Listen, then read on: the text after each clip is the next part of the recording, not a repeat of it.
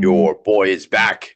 Your boy's back. Tommy D, the nonprofit sector connector. 2 flights up from the kitchen where I get my cup of Joe. I'm in the attic below the roof. It's a bit chilly out here, out on Long Island. I mean, listen, it was 80 degrees the other day, and now it was like 41 degrees. So you would think, it was like a snowstorm compared. Everybody in my house like, oh, it's cold. Oh my God. My daughter actually wore pants instead of shorts to school today, and mid-October. Very, very, very chilly here. But in the attic, it's even chillier. The show is called Philanthropy and Focus. I am called the nonprofit sector connector. Very infrequently does a guest make a second appearance here on Philanthropy and Focus. And this is one of those infrequent events. By the way, who's counting? I am. But today is episode 230. How does that even happen, man? How does it happen? 230 episodes of an idea, something I went around talking about for a couple of years. It had a logo, it had a name, and it had 0 episodes. As we sit here today, 10/10/25, that is October 10th, 2025, 230 episodes, 230 important conversations with leaders of nonprofit organizations. I'm jazzed about that. I'm excited about that. I'm excited about these accomplishments because I get to have these awesome conversations and highlight and help nonprofits tell their story and amplify their message. But why I'm telling you all about it, because if you have a dream to do that thing, man, especially life moves so fast, just do that thing. Try it out, whatever it is. Maybe you want to create a circus. Maybe you want to join the circus. Maybe, maybe I'll tell you this. I don't know why I'm telling you this, but a few weeks ago, it was only like August, so it was a little bit late, but my son and I, we had like an idea. So we were talking about sunflowers and we were like, yo, why don't we do this? So we went to the Dollar Tree and we were trying to figure out, like, if you take sunflower seeds and, you try to you put them in a paper towel, with the ones that are flavored also grow sunflowers. Okay, the pickle flavored sunflower seeds don't grow sunflowers, but there are probably about 16 sunflowers growing in pots in my backyard that only started like in August. So we wanted to try something out. My point is, I wasn't going to tell you about that today, but I guess I am. Try something out, man. You want to try something out. You want to make new connections. You want to meet new people. Talk about connections. My guest, Lisa B. Lewis. Before I even tell them about how you got here again today, first of all, I want to say good morning, my friend. How are you? Good morning, Tommy. I'm great, and I'm so psyched to be here. I'm excited to have you back. I mean, like we were saying, just in kind of like the virtual green room, I was saying, I was away. I was actually down in Dunwoody, right outside of Atlanta last time we did this. I was standing up in a hotel room doing the show. That was like one of the few times we didn't do the show live from the attic. But this is back in the attic. So the other day, I got to set some context. My friend and client, I've done some consulting work for my friend Tildette Varens. She is a specialist in both stress mastery, and she works with family-owned businesses. She had her book released just yesterday, and 2 days ago, excuse me. And on Tuesday of this week, we were at the Queen's Chamber of Commerce because she was doing a strategy session with a handful of family-owned business leaders. And I do the meeting and then I step out and my buddy Brendan Levy is there and I'm like chatting up Brendan, and then I go in the hallway and I'm trying to like network and put some people together over at the chamber office. Shout out to Queen's Chamber, shout out to Tom Gretsch, Brendan Levy, the whole team out there. And we go and I'm outside like I'm politicking. I'm like, Tom Gretsch, the CEO out there, president. I'm like, dude, I need you to meet with my friend Tildette because so many family owned businesses, et cetera, et cetera, et cetera. And then somebody comes to get me in the hallway and they're like, Brendan needs you. And I'm like, what does he need me? It's not like if the office is leaking or there's a flood or there's a fire, I'm definitely not the guy. So what does he need me for? Well, I'm the nonprofit sector connector. So I was told, Tommy D, we need you to come back in the chamber office because Brendan's on a Zoom meeting that he needs you to jump on. So I go, okay, cool. And I come into Brendan's office and my friend Lisa B. Lewis from Omnium Circus is on the call. And I was like, whoa, what's up? What's going on? How are you? So we're going to get into why you were talking to Brendan and why Queens, first of all. It was a tough day in Mudville when the mighty Casey struck out. But I just would like to say this: let's go Mets. But I would say the Yankees just joined the Mets in the postseason category. They were there for a minute, but they're out. So now, I got to shout out Queens. I got to shout out my Metsies and certainly the boys and girls and men and women, boys and girls, and men and women at the Queen's Chamber. My whole crew out there, love those people. They're always so hospitable and all about the connections. So what happens? I come back into Brendan's office, and Lisa's on the call. Lisa, how do you even, first of all, if I didn't introduce you to Brendan Levy, which I don't know that I did, how do you know? I did not. Okay, cool. My bad. So how did you meet Brendan? Tell me about that. So actually, it was great because we're doing a show. Omnium Circus will be in Queens on November 16th. And Yes. I've worked with the chamber before. I've done a few presentations for them in terms of accessibility in the arts. And one of our people, my outreach coordinator, Brian Velasquez, big shout out to Shout out Brian. Brian. Shout out. Yep. Brian called him up and said, "Hey, why don't you guys meet with Lisa? Because we've got a lot in common and there's a lot we can do together to really lift everybody up. Because we're just like you. Omnium Circus is really about bringing people together and lifting up entire communities. And we're going to be in Queens, November Yep. 16th at the Queens Theater. So we were talking about all sorts of ways to make this a mutually beneficial thing so that people from the chamber can come, can share the information. It's really the only place in the city, the only circus arts in the city where absolutely everybody is welcome. We have accessibility for everybody. Everybody can feel connected and represented, and just have a really great time at the circus. No barriers, I just love it. fun. I love that. I love it. I'll be there, man, for sure, because I got to get through. I actually shared your website. So if you go to omniumcircus.org, gang, if you're only listening and not watching, you go to OMNIUM circus.org and you're going to click on get tickets, and that's going to take you to this event. But we'll get into more about that and how that might play into, I want to be there for sure. Maybe bring some of my kids, depending on schedules. I mean, like this weekend, there's like baseball tournaments, there's all sorts of stuff. So like weekends kind of get crazy. But we'll get more into what's upcoming that event. I noticed you have another event in Pittsburgh. I got people out in Pittsburgh. I noticed you got Jersey City at the New Jersey. It was New Jersey City University Center for the Arts. So, oh man, and you're going to be at Viscardi February 26th with my friend Dr. Chris Rosa. I took last Friday off, which is not I didn't really take the day off. I didn't do the show live last Friday because there was a New York State legislative breakfast here on Long Island for people with intellectual developmental disabilities, and a new friend of mine who gets services through CP Nassau, Cerebral Palsy Nassau County. Kevin Chrisman was there, and Kevin was speaking on the panel about self-advocacy. So I said, you know what? I'm putting the show on hold. When I met Kevin a couple months ago, I said, I'm not going to do the show on 10/3 because I'm coming to see you speak. Biscardi was there. My friends from Biscardi were there. My friends from Free were there, Family Residence and Essential Enterprises. I was with CP Nassau. All of the organizations here on Long Island that serve the DD population, developmentally disabled population. And Viscardi, Dr. Chris Rose has been on the show. Lisa, you know him, right? Yeah, yeah, Oh my, he's yeah, fantastic. fantastic. He is fantastic. I agree Done 100%. shows there before and have always had such a fantastic time. Of course, yeah. That makes all the sense in the world. It's such a It's it, amazing. and I think we were talking about this on the call the other day when with you, Brendan and I. They have, and I don't want to make the name wrong, but Viscardi Center, the Viscardi School, is now taking over the Disability Museum, right? I'm Yes, gonna they Google are. it. I am so excited. The people that are running that are just the most beautiful people, just so much fun. So it's the yeah, I Googled it real quick. I think this is at the Museum of Disability History Yes. is moving to the Kornreich Institute in Long Island. So that's actually happening. That's going on right now. Hmm. Like now, like in the fall right now. I actually got to reach out to Chris. I don't know when they're opening and stuff like that. But they moved all that stuff. I think it was either up in Albany or Buffalo.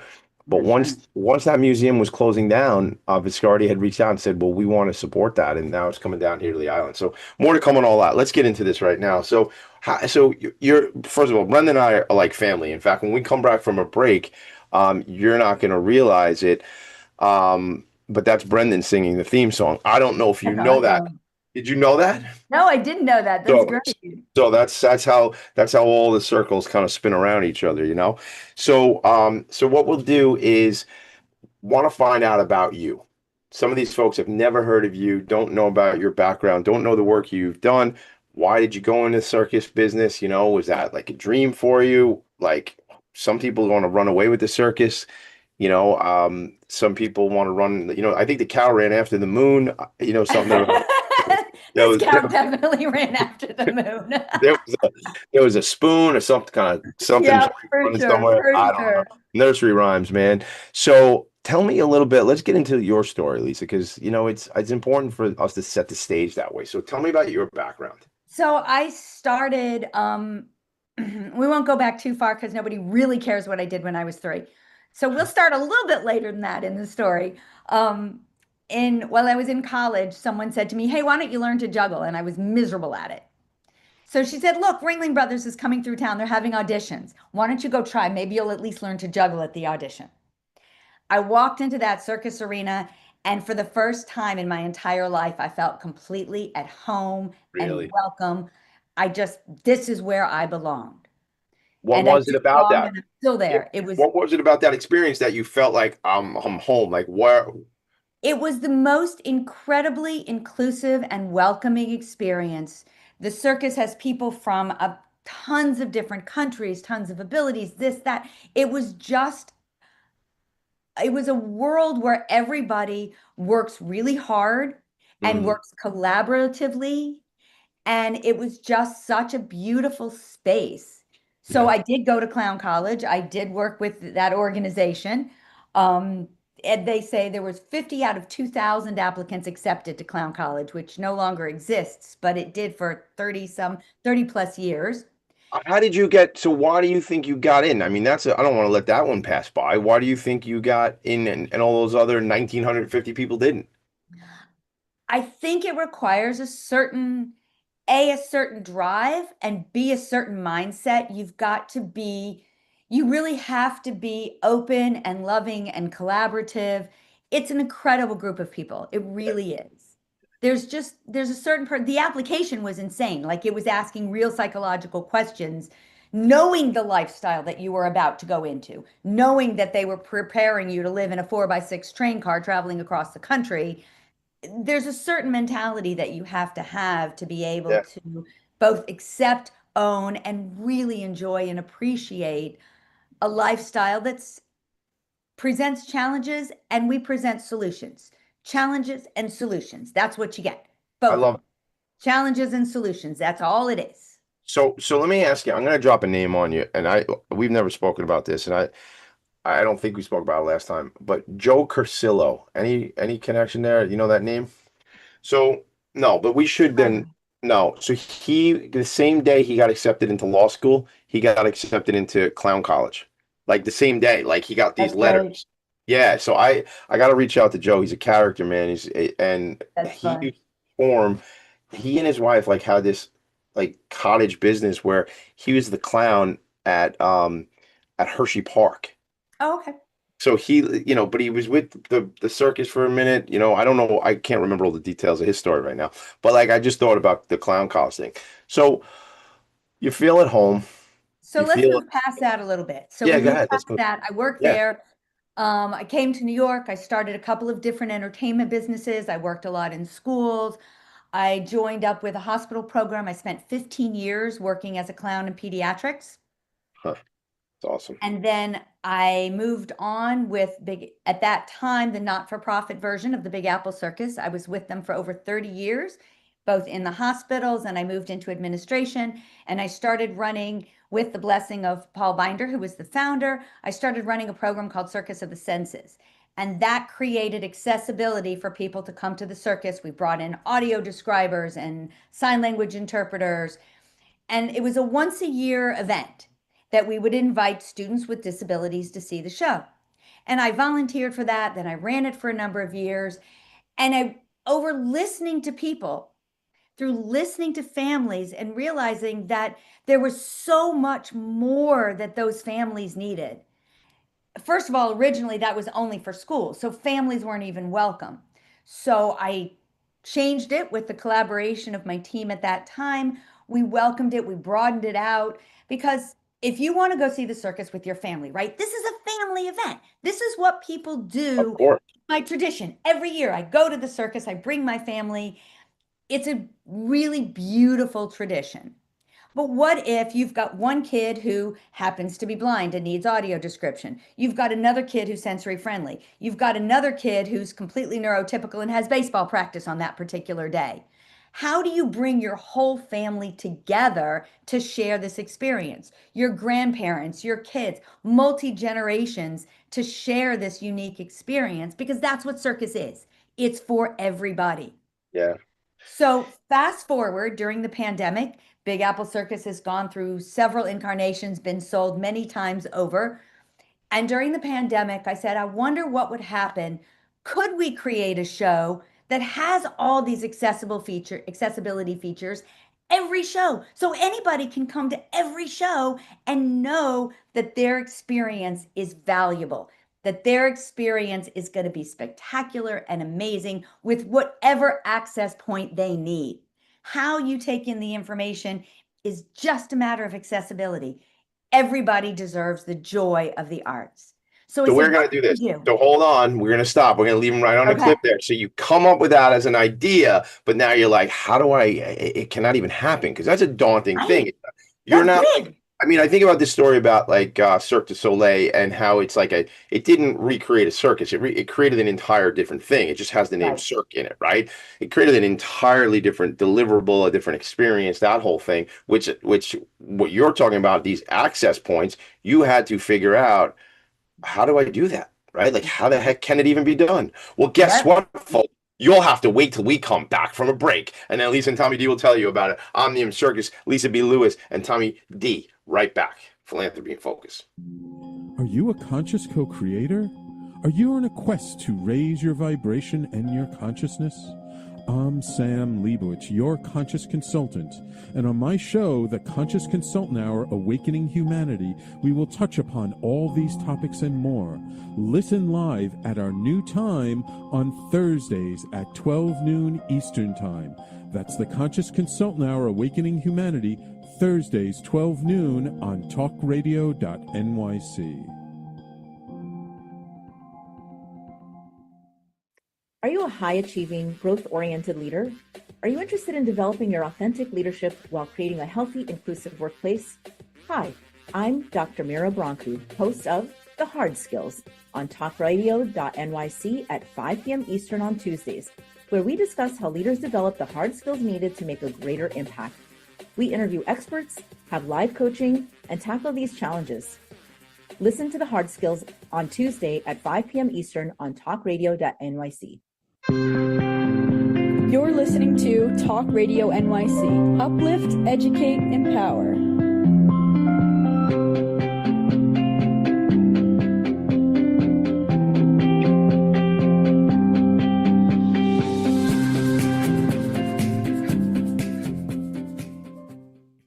Nonprofits need connections to move in good directions. So cut through all the static. Join Tommy in his attic. That is right. Go through all the static. Join Tommy in his attic. That's me. Join me in the attic. Okay. Look, I actually, if you're watching, you'll see I'm sharing the page for the New York City Imagine Awards. By all means, go to nycimagine.org. Imagine Awards are, or the Imagine Awards is, I don't know which it is or are, but either way, is a nonprofit. So that is how you and I originally connected through the New York City Imagine Awards. So this year, in the Claire Friedlander Family Foundation Arts and Culture Award for the NYC Imagine Awards, you have Omnium, a bold new circus, as one of the 4 finalists, side by side with the Poetry Society of New York, LEAP, which is Learning Through an Expanded Arts Program, and Fee Fam, who was on the show only a couple of weeks ago, Building Beats, the DJ nonprofit that we featured a couple of weeks ago here on the show. So those are your 4: Building Beats, LEAP, Omnium, and the Poetry Society of New York. What are you talking about, Tommy D? What is this event you're talking about? Well, it's funny you should ask, Tommy D. Let me tell you all about it. It's the New York City Imagine Awards, which is just in a matter of weeks. Tuesday, October 28th at Gustavino's, which is right by the 59th Street Bridge, which is an unbelievable venue. I mean, we've been there. It's just so cool. So a couple things, a lot of stuff going on. We got the Imagine Awards. That song, that was Brendan Levy singing, who was the lead singer of a band called The Damaged Goods, because back in the 90s, they were young men and they had a record deal and they were called The Goods. But since they're old men now, they call themselves Damaged. It's So, perfect. isn't that perfect? So that's our friend Perfect. Brendan. That's Brendan made this happen today. So first is the Imagine Awards connected us a number of years ago, and then it's Brendan making this happen today. I'm glad you're here, and I'm excited to be in Queens with you on the 16th. So it's you have this idea, you have this brainchild, you go, all right, man, how do I do this? Like, who do you go to? I mean, you have all this years of circus experience, but you have it in that traditional deliverable, that traditional access point, right? Somebody who is it does not need additional services from a visual perspective or from a hearing perspective, right? Or from a sensory perspective. Just it's old school circus, right? So although you had that experience with Circus of the Senses, so you had something to kind of learn from, that's a beginning. Did people say to you, how the heck is this going to work? Like, what is that like? Where do you go? Who do you talk to? It was actually crazy because I pitched the idea and I had pitched it before and I was pitched it to a bunch of my friends and I'm like, could I make this happen? And I kept waiting for someone to talk me out of it. Mm. Because I'm like, this is crazy. I know this is crazy. Because there's a lot of Talk me out of variables, it. And right? nobody did. There's so Nobody many talked me out of variables. it. There was so many things, right? Like you could have been stopped at so many, they could have been talked out. You could have been talked out for so many reasons. Cause like, well, how are you going to do this? Or how are you going to do that? But how are you going to do this? But everybody's supporting you as you come. I found the most incredible support from within the disability community, from within the circus community, from within the audiences. Yeah. Everybody came together and said, hey, look, I have this expertise to offer. We originally partnered with Disability Unite, which is a New York City organization, to create an online platform. Because remember, this is pandemic. Yeah. 2020 was pandemic, right? So the Big Apple Circus, as they went bankrupt, as they had originally gone bankrupt, Paul Binder had gifted us a small grant to sustain the ongoing efforts of Circus of the Senses. So we had that and we said, look, let's create something online. Let's see where it goes. So we created an online show which had not only all the accessibility for the audience, it had 4 platforms online. So whatever you needed, you just punch the button. You want captions, boom. You want sign language, boom. You want audio description, boom. You need it in Spanish, boom. Anything sensory, plain language, whatever you needed, you could, it was user choice for that platform. And we welcomed artists of all abilities to share that joy with us so people could really feel connected and represented in the show. So that show, that virtual show during the pandemic, reached 35,000 people across 16 states and 5 countries. And at the end of it, we're like, okay, you know what? Let's see what happens if we grow up. Could we do this live? What would happen if we really tried to take this? It's one thing if you're going to film somebody in their house, but if you're now going to bring people together in a real world situation that people can come and get tickets and experience it live, that's a whole other paradigm. All right, I got to ask you this. Here's what I got to ask you, because this is a burning question for me. They're as tragic and we lost so many people on this planet during the pandemic. There was a lot of things, positive things that came out of it. I'm gonna tell you straight up, I started this show January 8th of 2021. Okay. So I was talking to somebody yesterday. Are you still doing the show from the attic? I mean, like that was shtick for me. Like, dude, I'm in the attic, man, because everything I did was in the attic, right? I came up here to my office on March 13th, I think it was, that Friday the 13th of 2020, and then didn't leave for a long time. And do you think if you didn't start online like that, does it happen? Like, because you were justified, or the credibility was there. This works. You had like that validation. Thank you, Tommy. That's the word I was looking for. You had that validation. This thing actually works. Do you think if you went after it originally just in person, it would have worked, or did you need to learn so much from the virtual version of that? Like, talk to me about that. Like, a blessing so much to because you said like the accessibility features were all managed on, and this was a time in history, gang. You, most of us who are listening were aware of it, where bands were performing online. Everything was done. It was all we had, right? All live stuff was gone, like live in person, excuse me, all live in person. Venues were shut down, all of that. So talk to me about some of that. Like, how did you experience Really it? Like, looking, beautiful for me, thank goodness, because we were isolated and I didn't have a huge health concern. I mean, right? obviously we had a global health concern, Sure, sure. but given Personally, you mean? that, there was the time to create. I was at home with my family. I could reach anybody on the phone I needed to Yeah, because they were at home also.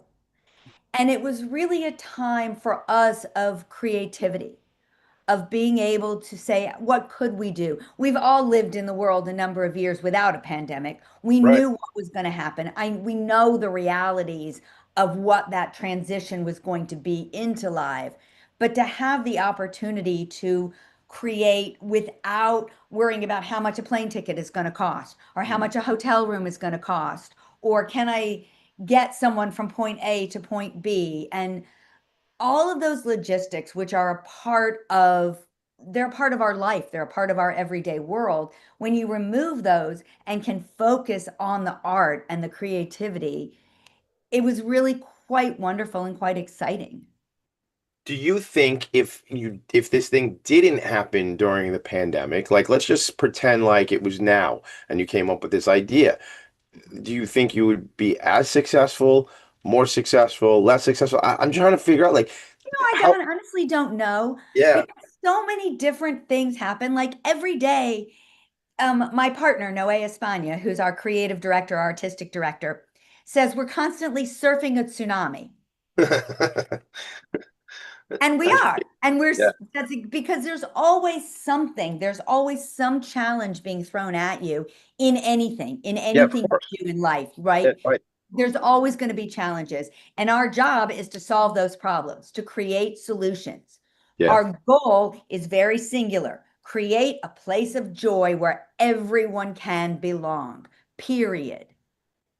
Now, that brings with it a tsunami of physical challenges and all sorts of things that becomes why we're a nonprofit and why it really is taking a community. I can't claim sole credit for this. Yes, I'm the captain of this ship, but right. it's a ship with a massive, amazing crew, Yeah. including you, including our audiences, including our artists. It's really an incredible collaborative effort to reach out to other nonprofits, to reach out to audiences. It's it is it is equally engaging whether you need the accessibility features or you don't. It doesn't matter. The point is to create a place where everyone belongs, capital E, everyone. Yeah. Yeah. I just it's such an inspirational story. I mean, my mind is racing trying to figure out like what I asked you there because I'm so curious. Like we'll never know, right? Like what it could have been a different way. But Uh, I like it, kind of just like a little thought experiment and just and wonder because I'll tell you, man, I don't know.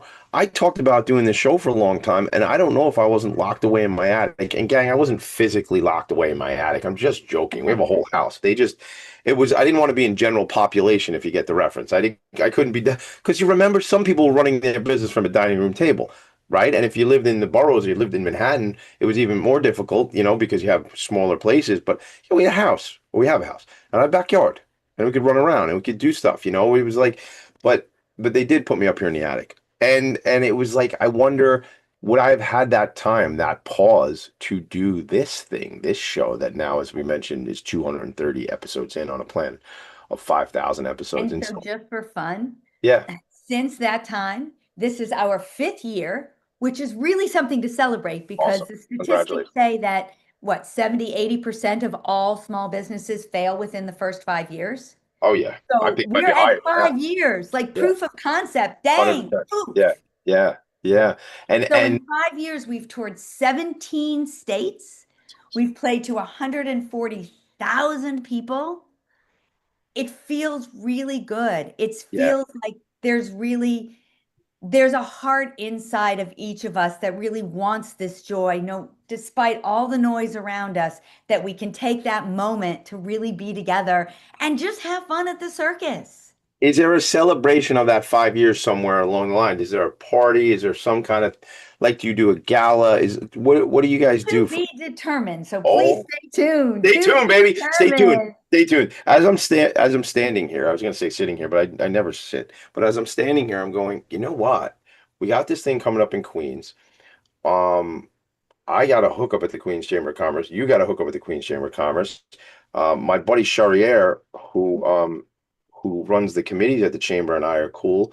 And I was like, I'm going to write an article for This is Queensboro and put it in about your organization celebrating the 5 years, et cetera, and help to promote what you have going on and certainly what you have going on in Queens. That's what it is, man. It's all about the Certainly a New connection. York City organization. We'll be in Queens. The office is in Brooklyn, which Love it. is technically my attic. It's a loft in my apartment in New York City. All about the attics, man. Technically an attic. Hashtag in the attic. I love it. I love it. I love it. It's so cool. All right. So here's what we're going to do. I want to actually we're going to take a break in a sec here, but I want to get into the experience. Like, what is it like? Tell me who is there, because this is not like, oh, hey, man, it'd be cool to like make something that's like a circus and make it accessible for people. That is not what this is. That is We are by no for means. real. You're not like, right? You're not like, oh, it'd be cool to kind of be like a circus, right? That is Uh-uh. not what we're dealing with here, We've right? got legacy artists. We've got first generation artists. We will. Oh yeah, We're good into all that then, yeah? we'll get into all that. Love It's cool. It's super cool. I love it. I love it. And will you be with me on the at the Imagine Awards? You're gonna be there? Absolutely, we're finalists. I know that. I know, but I don't know people's schedules and stuff. I knew some of your team Oh would yeah, be there, but wouldn't all miss right. it. Good. All right. Very good. So, gang, by the way, I told you it's Tuesday, October 28th at Gustavino's in New York City. I'll share that website while we go to break, and then we'll be right back, and we're going to talk about what actually goes on at a show for Omnium Circus. We'll be right back. Misalignment within your sales team or with the client stalls deals and creates unnecessary friction for you and the client, resulting in up to 37% lower win rate. If you're in pre-sales, sales management, or sales enablement, and you'd like to increase revenues, win rate, margins, client satisfaction, and stay competitive, this show is for you. Hi, I'm Art Fromm, host of the Making Seamless Sales Show. Please join me live Thursdays at 7 p.m. Eastern on talkradio.nyc.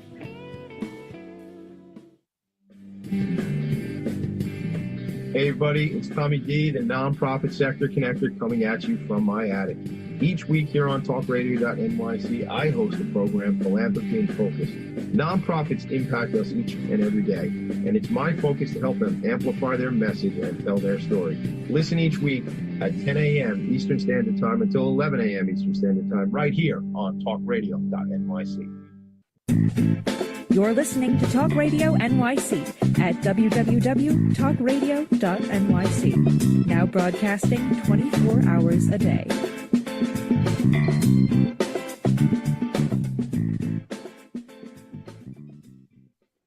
Nonprofits need connections to move in good directions. So cut through all the static. Join Tommy in his attic.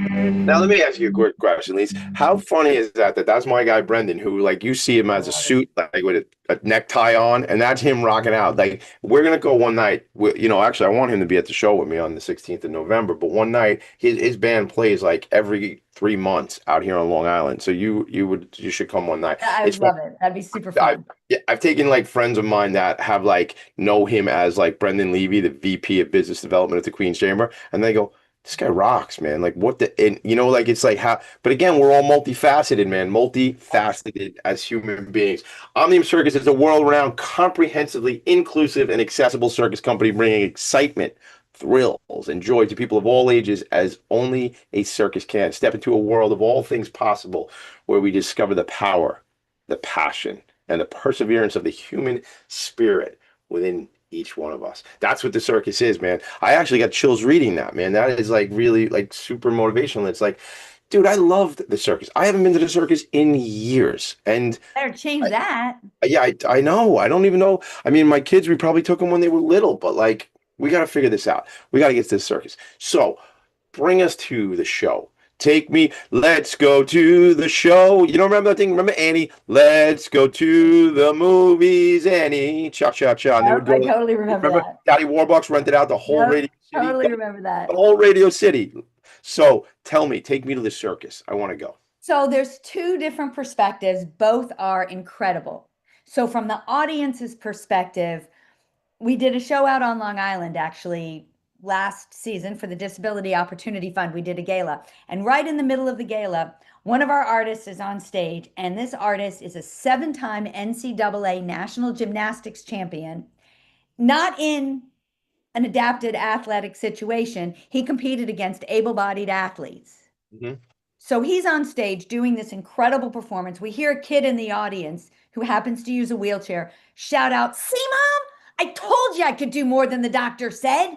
Oh my God. That's it. Oh my God. That Last gang. weekend, wait, one more. Last weekend, we were in Louisiana, and I'm standing out there working merch. I do the audio description, and a little girl comes up with Down syndrome, looks at this other little girl about the same age. The two of them had never met.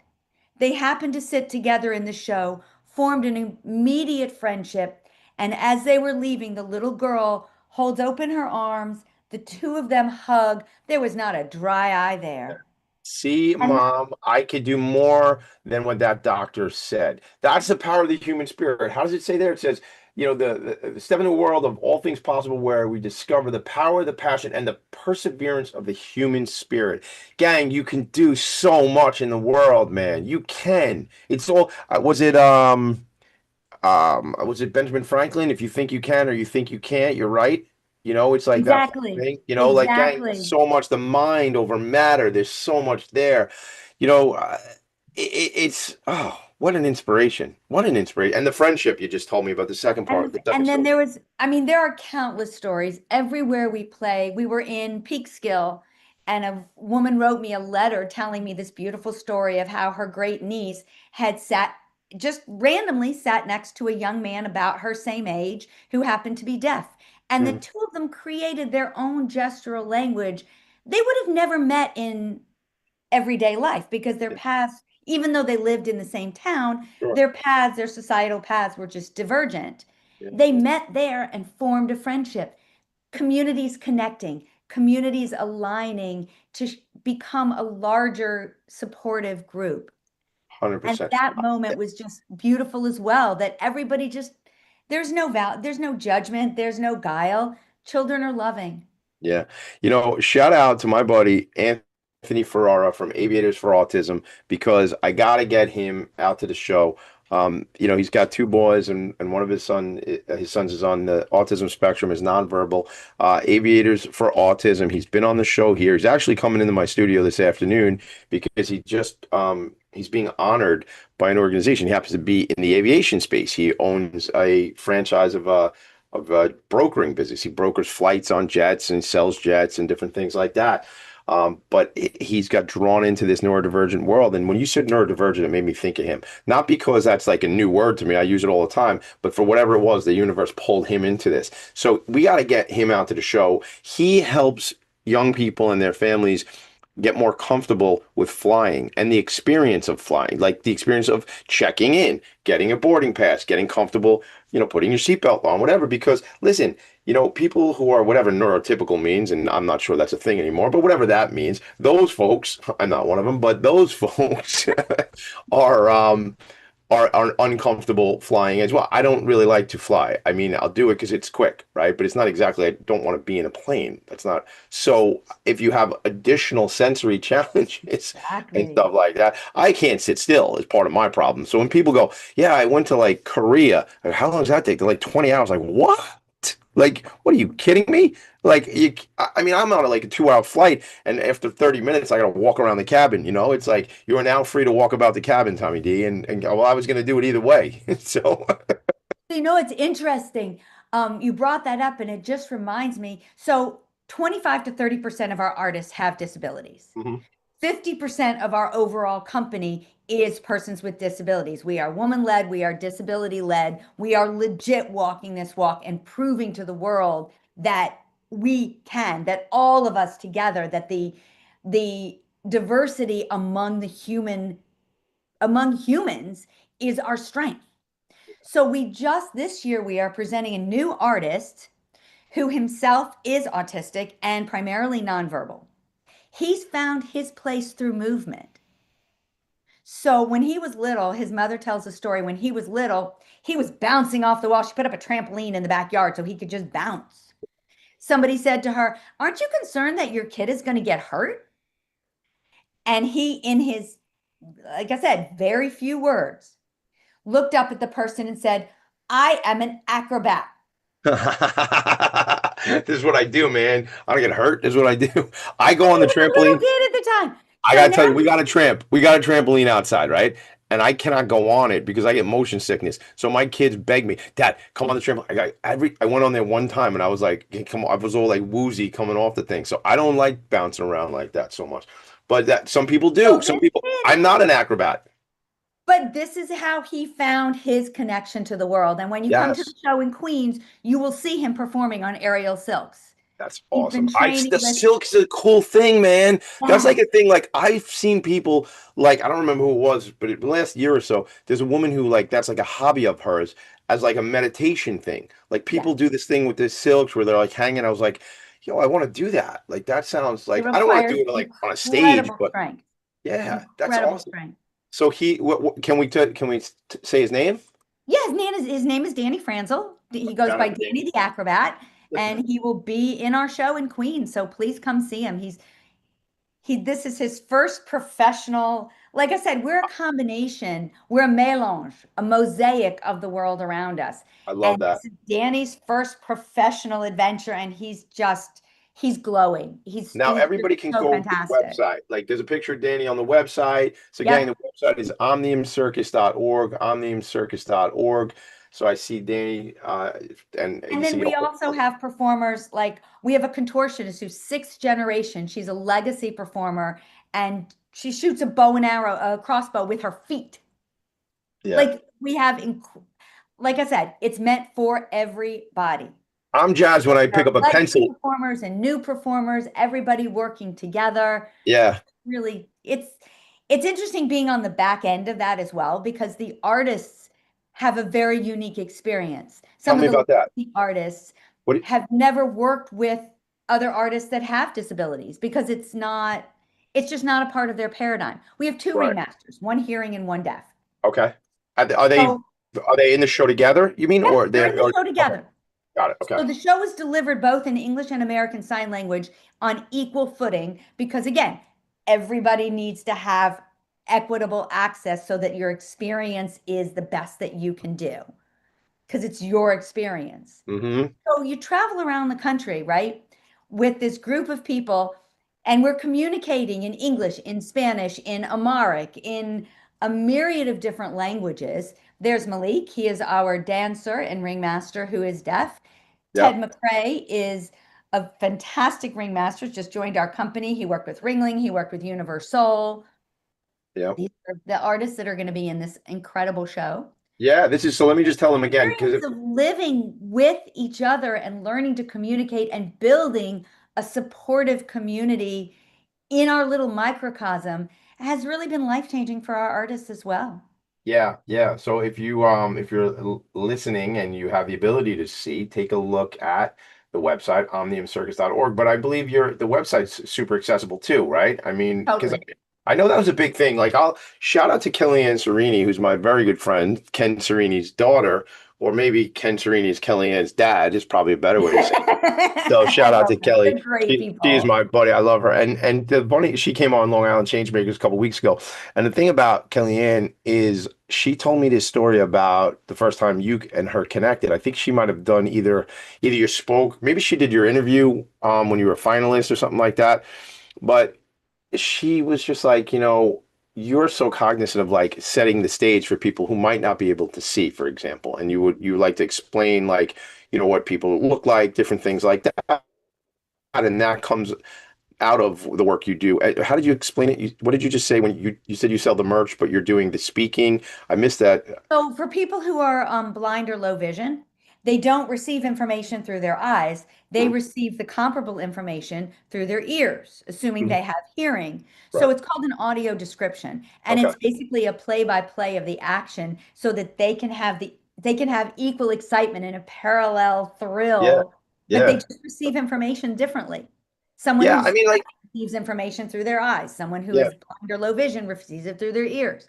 People receive information differently. Yeah. You Well, just want to and make sure your information is accessible to everyone, however they need to receive it.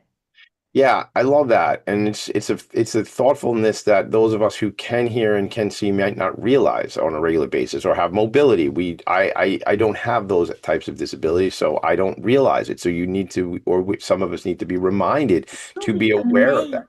It's true. And you'll be amazed how much accessibility benefits everyone. We Oh, put up sure. captions, right? Captions in English for people who might be hard of hearing. But 90% of us will have a disability at some point in our lives. As Yes. you get older, 90%. So accessibility benefits everyone. You may Yeah. not think you need those captions, but what if your spouse has been saying, you don't hear as well as you used to? Not kidding. We're all that way. Accessibility benefits everybody. I love that. That's the line of the accessibility benefits everyone. And I had we're gonna go to a break real quick, but I had John Kemp on the show years ago. John Kemp was the CEO and leader of Viscardi prior to Dr. Christopher Rosa. And John said, Tommy D, some upwards of 90% of people who are disabled become disabled. It's most people who are disabled were not born that way. So we're all, you live long enough, things happen, different changes, we get older and things like that. So there's shout out to Roberta Rosenberg, Destination Accessible. That is somebody you need to know. I saw you jotting down notes before. We gotta get Roberta out to that show. She's been on the show. What her website's all about is telling people before, it's called, they say no before you go, so you can go to certain venues and things like that. So that's a great connection. We'll have to talk about that. I'm totally all over the place, and that's my wonderful, beautiful brain, as my coach likes to call it. But I think we're gonna do what we do every single week on the show. We will run out of time way before we run out of words to say. Another thing I was gonna say though, and then we go to break, is, there's like the color man or the color woman, like when you listen to a baseball game or a football game or something like that. Like, there's a lot that the imagination has. Like, I could drive in a car or not even be in the car, but listen to the game and not watch the game. And somebody paints the picture for you, and it's beautiful. And you can imagine, because you're seeing it, not literally, but like your brain is creating that out of that audio description. So, they call that person the color man, who's giving you the color of the game. And that's just like, that's so cool. You got the color man and the play-by-play guy, and you got all that sort of stuff. Like you said, you're given the play-by-play. So I think the color man's more like backstories and stuff. But either way, the point of the matter is you can listen to and experience something and not be watching it. So why not give folks who cannot see or have low vision, like you said, give them that opportunity, right? It just makes all the sense in the world. Accessibility helps everyone involved. I love it. We're going to go to a break. When we come back, we're going to talk about, obviously, we're going to talk about November 16th, but we're going to talk about some other fun things going on with the organization. Good? Awesome. We are right back.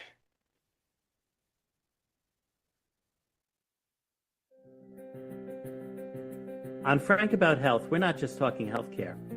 We're managing disruption and innovation. Over the last 4 years, I've taken you from epilepsy and COVID to mental health, caregiving, and now the front lines of healthcare transformation. Stay tuned for a healthier future as we bring on the innovators, professionals, storytellers, and advocates who show you how to own your healthcare every Thursday at 5 p.m. Eastern Time on talkradio.nyc. Are you a purpose-driven individual looking for deeper healing, clarity, and growth? Welcome to the Expansion Room, a transformative space for purpose-driven individuals. I'm Siobhan Larice, host, licensed therapist, and coach. Join me every Wednesday at 5 p.m. Eastern Time on talkradio.nyc. You're listening to Talk Radio NYC at www.talkradio.nyc. Now broadcasting 24 hours a day.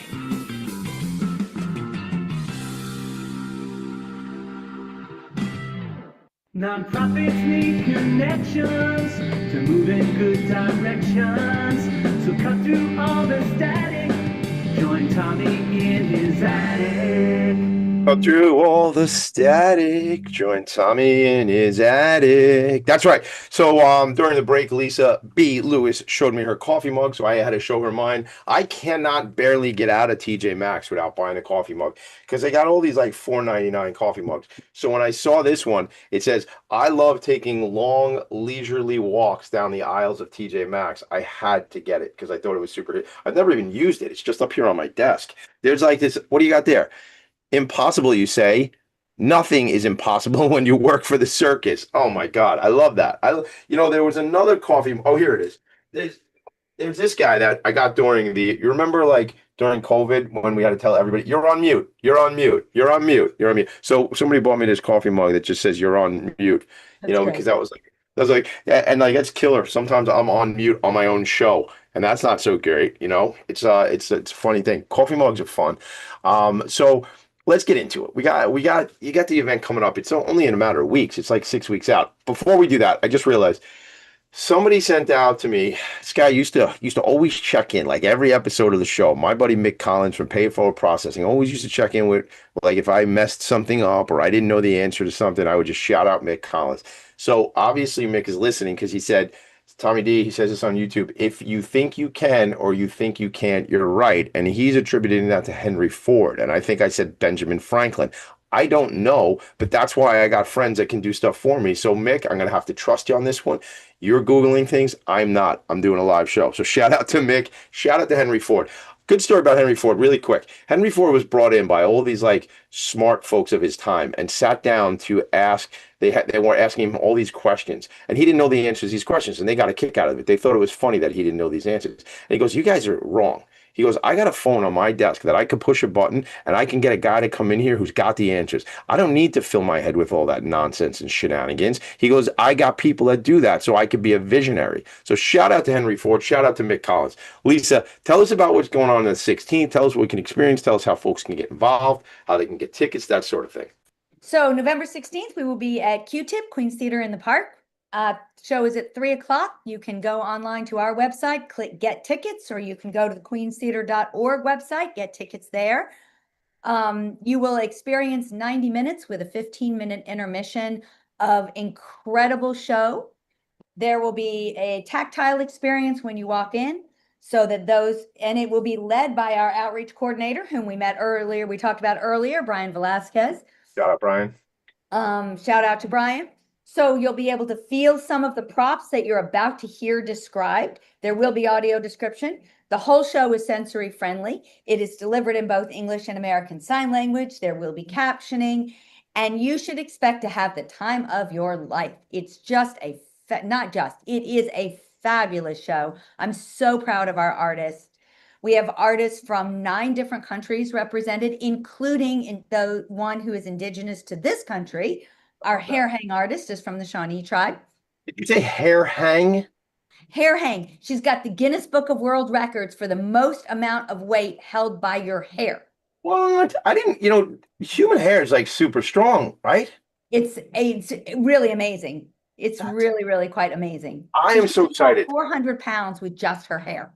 I am so excited to come to the show, and I don't know what we could do here, but we have the Lindy Lou Foundation in memory of my cousin Linda, and I'm wondering, and you and I'll talk offline for a couple of reasons. One, we're running out of show, and because I don't need everybody to hear everything else we're going to say, but we'll talk about that. Lindy Lou, each year we have a big event. We raise about $100,000, and then the money is divvied up amongst nonprofits serving our community, the IDD population. But I want to just make a quick comment. So I will be there on the 16th, but the thing I'm thinking is and I've told many people, I tell everybody, I got the ADHD, and I love it, and it makes some challenges for me. I will tell you this, from a sensory perspective, I notice how I get overwhelmed when there's too much stuff. And I love like activity, but like if my dog is barking and my wife is trying to ask me something and one or three of all four of my children are trying to ask me, well, maybe everybody would have that challenge if all that was going on.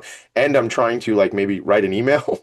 That's a lot. And even if I'm at a restaurant and you and I are trying to have dinner and we're trying to talk and I hear all that background noise, it's a lot, man. Really It's a hard. lot. And so if somebody has even more severe challenges around that sensory stuff, it's like debilitating. Accessibility benefits everybody.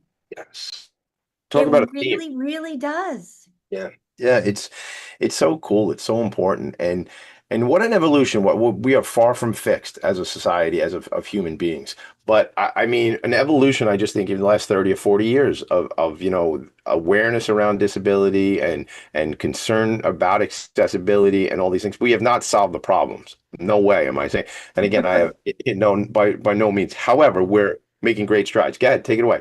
So it's something very interesting. We've made the short list, they call it. We are a finalist for there's an international organization called the Zero Project, Okay. which is based out of Vienna, Austria. We are the only American arts organization nominated. Last year, the award was won by the Kennedy Center, Betty Siegel, Wow.